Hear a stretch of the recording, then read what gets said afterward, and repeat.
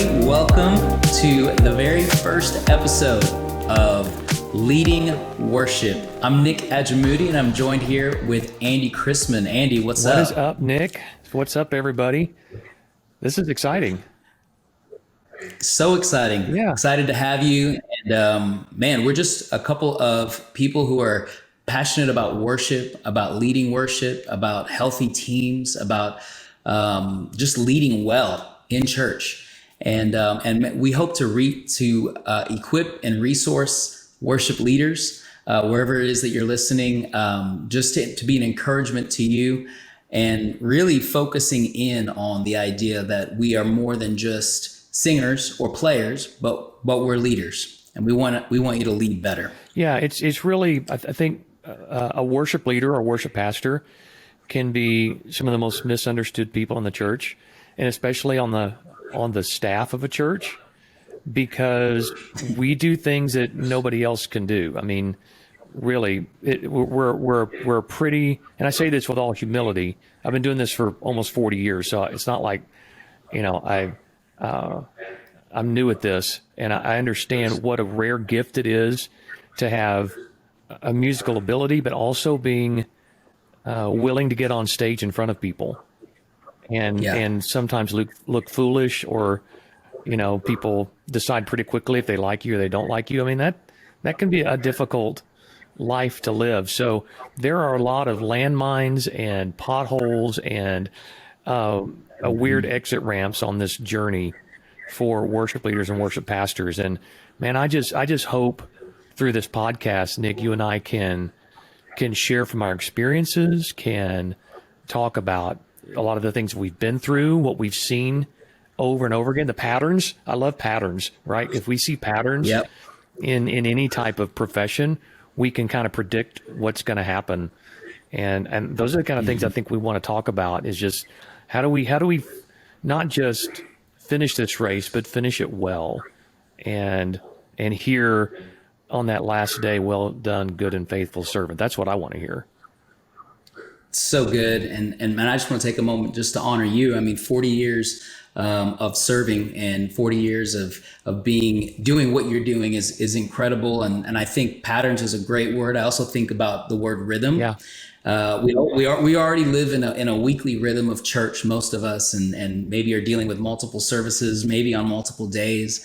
But we want to help equip leaders to lead well. And also, there is a job that is on each of us to help strengthen each other, encourage each other, walk through life, the good, the bad, and the ugly with each other, and really, understand what it means to be a comfort to one another as we lead worship. Yeah. So it's bigger than just what happens on the platform. So this first episode for us is really thinking through, okay, I do worship, whatever that means. Yeah. Maybe I sing, I hold a mic, maybe I play guitar, I play an instrument. But am I really a leader? Like, let's talk through that just a little bit. If you're on a platform, would you consider yourself a leader? Well, yeah, absolutely. And I think we have to be careful about the questions we ask. We have to get a perspective of what worship actually is.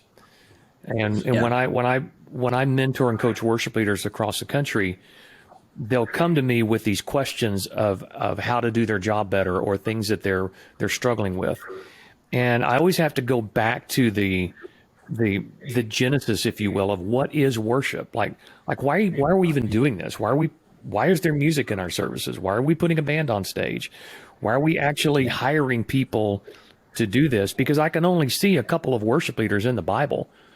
It's really not a common profession, but neither are children's pastors or youth pastors or church administrators. I mean, they're not mentioned much in the Bible, but we do know over time that these positions are needed and they're part of our culture.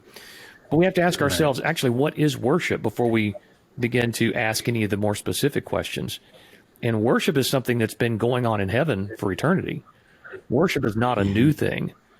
Because God is endless, then worship has been endless.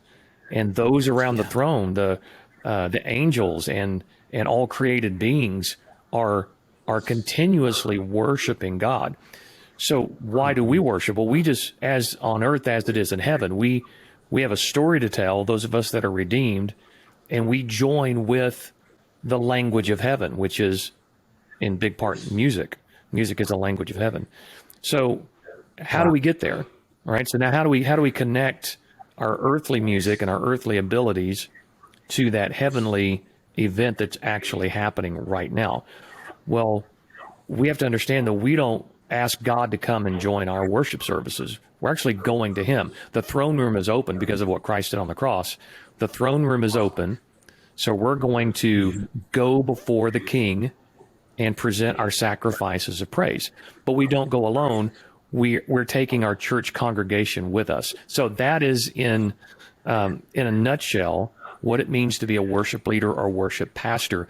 You are expressing in an earthly way through our earthly bodies and our earthly mind what is actually happening in heaven: the greatness of God, the sacrifice of Christ, the mortality and sin nature of man, and the glory and the spectacle of what is actually happening there. We're putting it into earthly terms. So I know this is kind of a long-winded explanation of a pretty simple I question. think it's great. Yeah, but we have to understand what is worship. If we're going to be able to do what we do, we have to understand why it is that we are doing it and why is it important.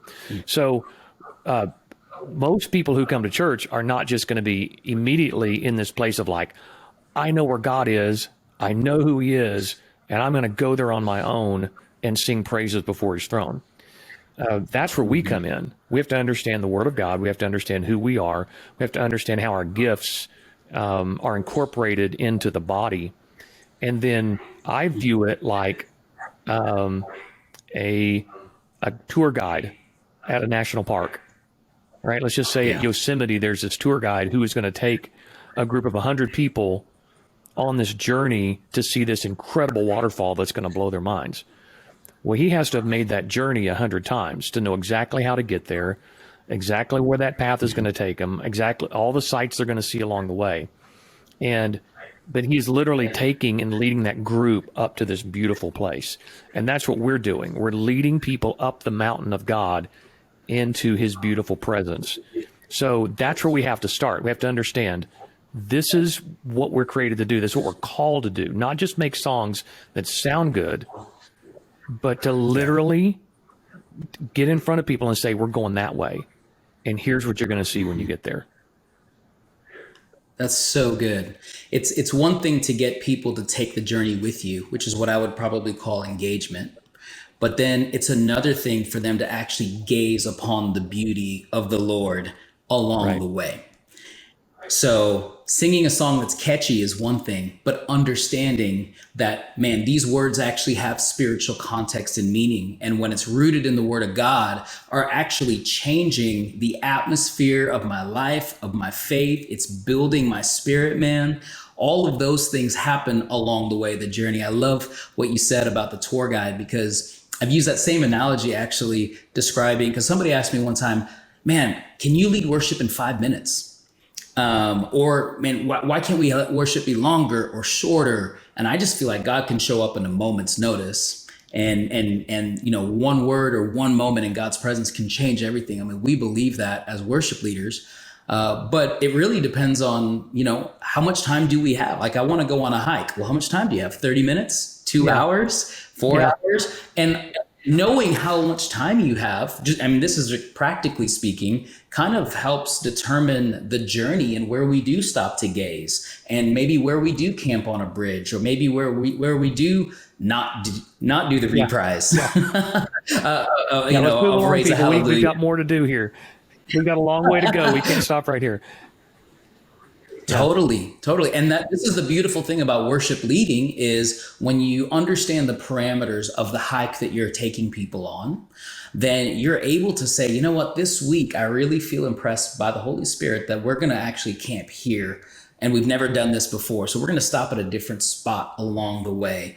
And this is where I just think the Holy Spirit is a personality. He's a person.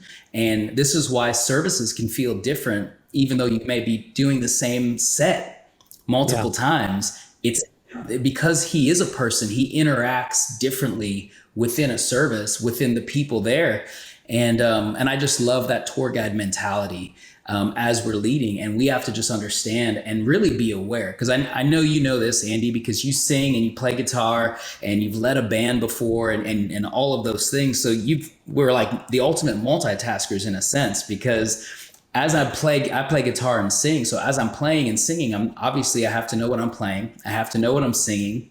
I'm also hearing the parts that are on stage. I'm also hearing musical parts of everybody on the team. So if I hear a guitar that's a little bit off, or the drummer didn't hit a fill a certain way, so there's a lot of multitasking that goes on. And even though I don't play drums physically, I play a mean air drum or air keyboard or whatever.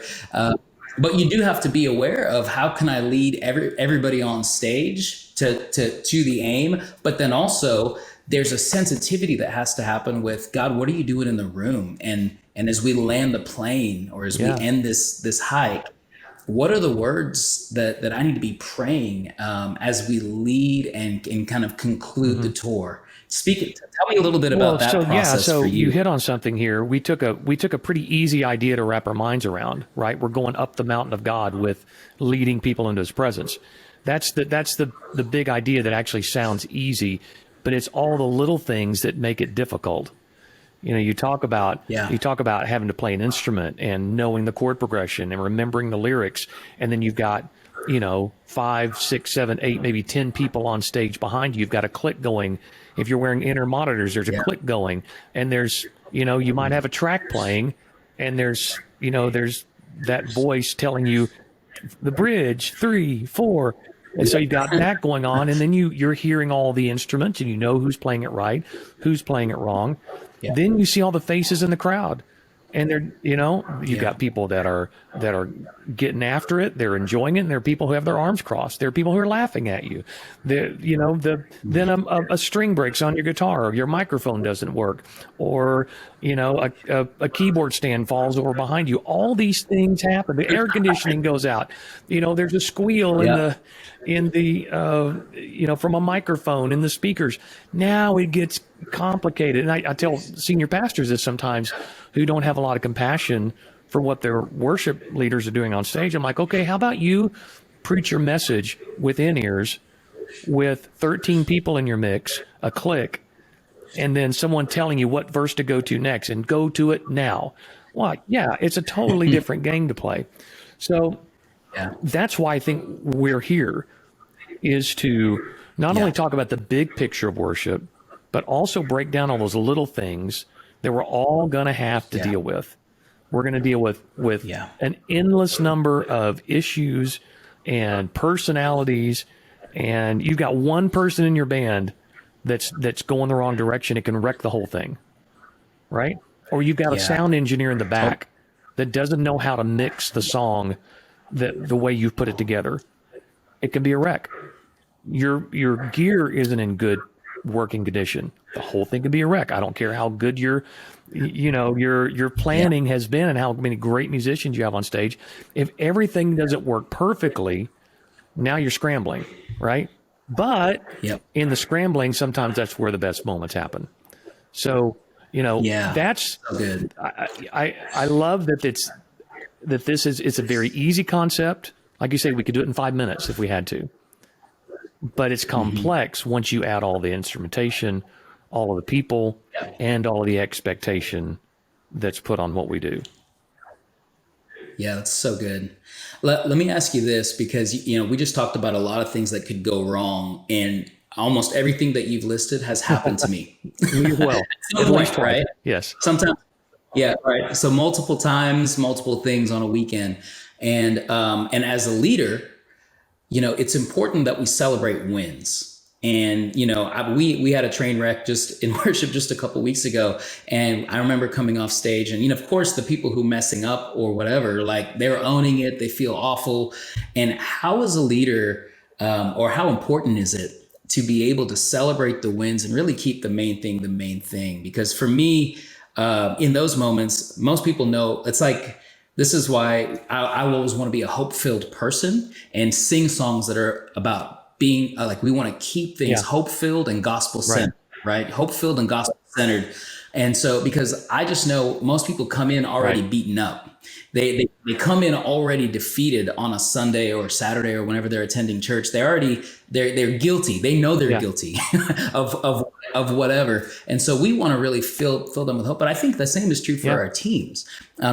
Even as they play, the posture of their hearts, if there are mess ups, if there are bumps along the road, talk about the importance of, okay, we knew that maybe it wasn't perfect, because I always have that one or two people on the team who are Yeah. perfectionists. So we could play it perfect and I'll come off and I'm like, man, how did you feel?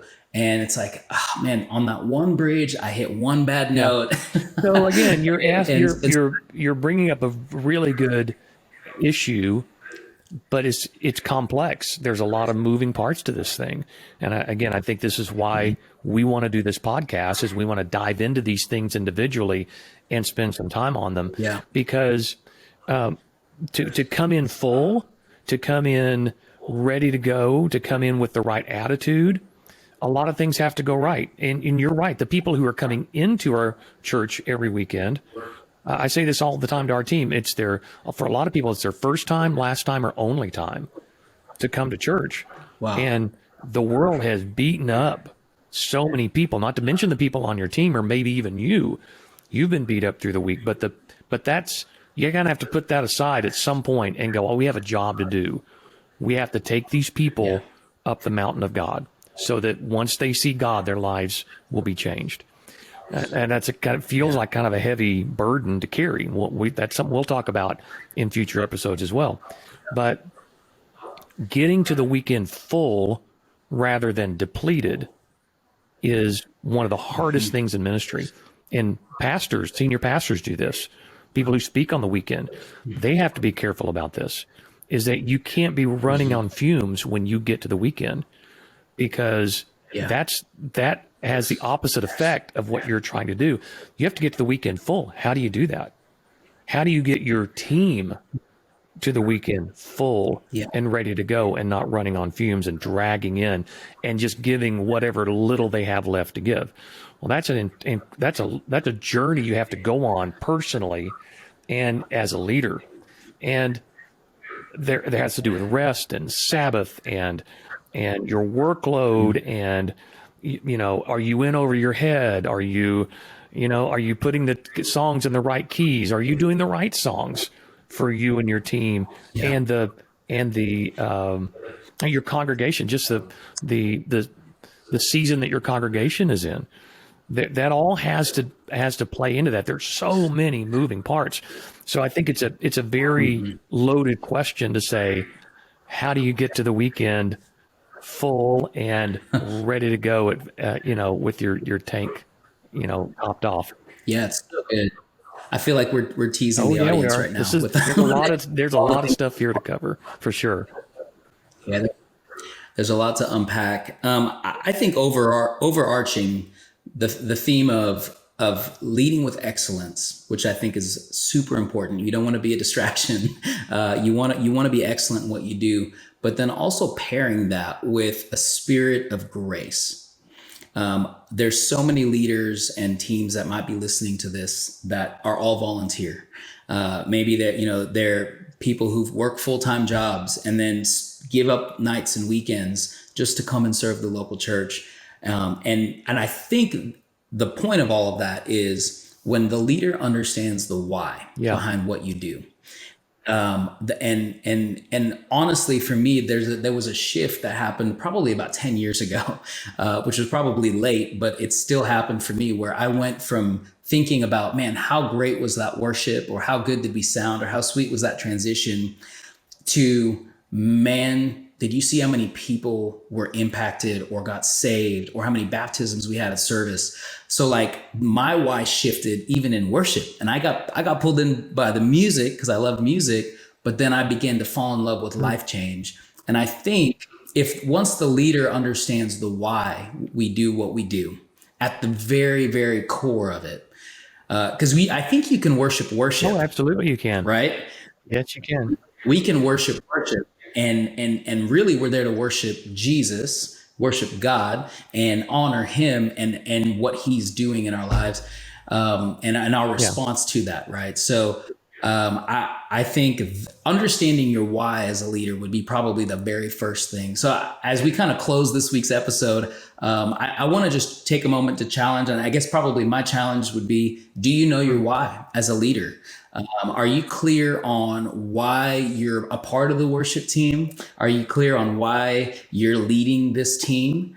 And maybe this would be a good time to even just take a couple minutes just to pray about, God, why am I here? Why am I on absolutely. this team? Why have you called me and assigned me? And is this, just being grounding yourself again? And I'll be honest with you, Andy, I've had probably seasons, and really it's about every 6 months, where I have to come back to that question and remind myself why it is I'm doing what I'm doing.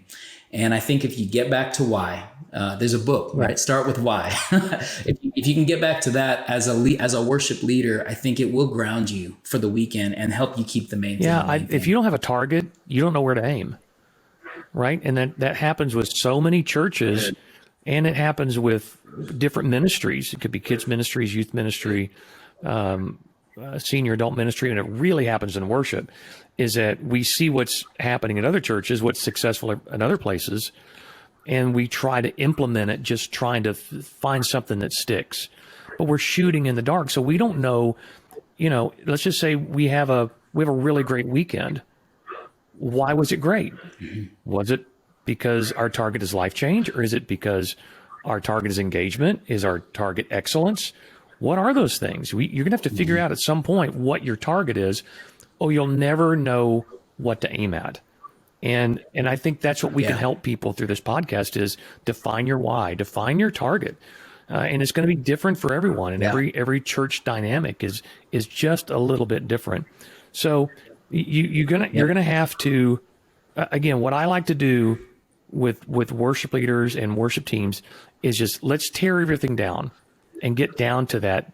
What's that foundational level that we can all agree on? We're not a deconstruction No, podcast, not your by the faith, way. not your faith. No, just your process. Yeah, you got to a lot of times tear down your process, and I know you've done this too. With the ministries that you've been in, I've had to do it. When you talk about, having to figure out, do I still want to do this? Why am I doing this every 6 months? I think the processes that I've been through every year or so are, does this thing still work? And will it work through the next 6 to 12 months? Let's tear it down and let's start over again. And a lot of times we build it right back up the same way and go, yeah, it still works. We put it together the same way. We pull it apart and we put it back together. And I think that's one of the best ways to stay healthy. It's how you stay healthy in a marriage and in relationships. It's how you stay healthy with your finances. It's how you stay healthy in your spiritual life. Is let's read through the Bible again. Let's learn how to pray again. And you take all those experiences with you from the past to go, now we know what we need to do and how we need to do it and how we need to move forward. And I'm so excited, Nick, to have these conversations and to push these ideas out there, because I love questions. Questions help us to think. A list of rules are okay, but there have to be questions in there to say, do we believe this? Do we still want to do this? Where is this going? Who am I? Who are they? What does God want us to do? We have to continue to ask those questions. And that's what I think this podcast is really going to be beneficial for. So good, man. I appreciate that perspective. As you were talking about that, it reminds me, not even as much tear down and building up, but it reminds me of just an inhale and exhale. There's an inhale and exhale of ministry where we breathe in the good and exhale the bad. What is it that's what's the breathing rhythm of our ministry that needs to be looked at?